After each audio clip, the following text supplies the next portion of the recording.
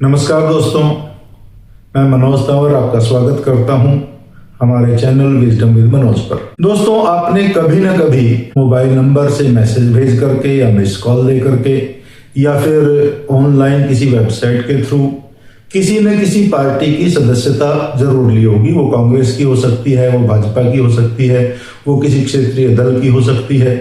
यानी उन क्षेत्रीय दलों या उन पार्टियों के अनुसार आप उस पार्टी के एक रजिस्टर्ड मेंबर बन चुके हैं।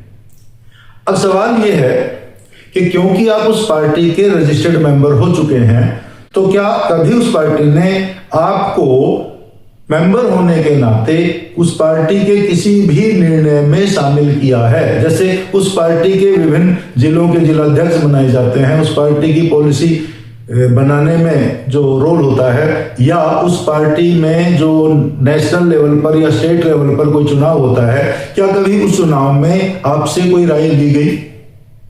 या जैसे जब कभी किसी भी राज्य में चुनाव होते हैं तो उस चुनाव में किन किन प्रत्याशियों को टिकट देना चाहिए, किसको टिकट नहीं देना चाहिए, क्या ऐसे किसी भी फैसले में आप लोगों की राय ली गई? तो अगर आपकी राय ली ही नहीं गई तो आप कैसे कह सकते हैं कि ये पार्टियां जो हैं, वो कोई सी भी राजनीतिक पार्टियों में सबकी बात कर रहा हूं, तो कैसे कह सकते हैं कि राजनीतिक दल जो हैं वो लोकतांत्रिक दल हैं? भारत के संविधान के अनुसार किसी भी राजनीतिक दल में 4 या 5 साल के अंदर अंदर एक बार चुनाव होना जरूरी है। लेकिन आज तक सही तरीके से चुनाव ना तो कांग्रेस में हुआ है, ना भारतीय जनता पार्टी में हुआ है, ना ही किसी अन्य राजनीतिक दल में हुआ है। चुनाव आयोग इस बात के खिलाफ कोई एक्शन क्यों नहीं लेता, या क्यों नहीं वो इन पार्टियों की मान्यता को रद्द करता? दोस्तों, इस देश में भ्रष्टाचार, इस देश में अशिक्षा, इस देश में गरीबी, इस देश में अपराध, इस देश में गुंडागर्दी, इस देश में धर्म के नाम पर हत्याएं, ये तब तक चलती रहेंगी जब तक ये राजनीतिक दल पूरी तरह से डेमोक्रेटिक नहीं होते। मेरा आपसे अनुरोध है कि इन राजनीतिक दलों के नेताओं के सामने आप ये सवाल उठाना शुरू करें। यदि आप किसी भी राजनीतिक दल के रजिस्टर्ड सदस्य हैं तो, या फिर छोड़ दीजिए राजनीतिक दलों के किसी भी प्रचार प्रसार में हिस्सा लेना, बंद करिए इनको सपोर्ट करना।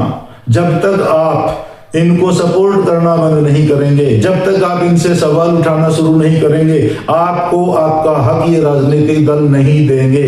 ये आपका हक बनता है कि राजनीतिक दल किसी भी निर्णय लेने से पहले आपकी राय जरूर जाने। भाजपा में भी रजिस्टर्ड मेंबर्स को चुनाव में हिस्सा लेने नहीं दिया जाता। कुछ चंद बड़े नेता किसी भी जिलाध्यक्ष का चुनाव, किसी भी टिकट वितरण का निर्णय वो खुद लेते हैं, लेकिन जमीन पर जो पार्टी के रजिस्टर्ड मेंबर हैं उनसे न जिलाध्यक्ष के चुनाव में, न ही किसी पार्टी के किसी भी दूसरे चुनाव के लिए जो कैंडिडेट डिक्लेयर होते हैं उसमें किसी पार्टी के आम सदस्य की कोई राय नहीं ली जाती। तो मैं इस बात पर विरोध कर रहा हूं भाजपा का, लेकिन इस बात पर मैं कांग्रेस का भी विरोध कर रहा हूं। क्या कांग्रेस किसी भी जिलाध्यक्ष को चुनने से पहले, किसी भी हल्का अध्यक्ष को चुनने से पहले, क्या पार्टी के रजिस्टर्ड मेंबर्स का निर्णय जानने की कोशिश करती है? नहीं करती। अगर आप किसी भी रजिस्टर्ड पार्टी के मेंबर हैं तो कृपया कमेंट में जरूर लिखें कि आप किस पार्टी के रजिस्टर्ड मेंबर हैं और उस पार्टी ने जिलाध्यक्ष या पार्टी के अन्य पदाधिकारी चुनते वक्त या पार्टी के टिकट बांटते वक्त आपसे कोई राय ली गई है। तो दोस्तों, हमारा देश सही मायने में लोकतांत्रिक कब कहलाएगा? हमारा देश सही मायने में लोकतांत्रिक तभी हो सकता है जब हमारी राजनीतिक पार्टियां लोकतांत्रिक हों। हमारी राजनीतिक पार्टियों के प्रत्येक निर्णय में उस राजनीतिक पार्टी के जो रजिस्टर्ड मेंबर हैं उन मेंबर्स की राय लेना जरूरी होना चाहिए। मैं भारत के न्यायालयों से भी और भारत के इलेक्शन कमीशन से भी अपील करता हूं कि इन राजनीतिक दलों में जो चुनाव हो रहे हैं या नहीं हो रहे हैं, इसकी गहराई से जांच करी जाए और जो पार्टी अपने अंदरूनी लोकतांत्रिक ढांचे को फॉलो नहीं करती है उस पार्टी का रजिस्ट्रेशन रद्द होना चाहिए। भारत के संविधान में ये लिखा हुआ है कि हर 4 साल में किसी भी राजनीतिक दल में लोकतांत्रिक प्रक्रिया से उसके पदाधिकारी चुने जाने चाहिए। अगर आप मेरी बात से सहमत हैं, मेरी वीडियो को शेयर करें, लाइक करें और मेरे चैनल को सब्सक्राइब करें। भारत में असली लोकतंत्र को स्थापित करते रहने के लिए मैं ये आवाज लगातार उठाता रहूंगा। जय हिंद, नमस्कार।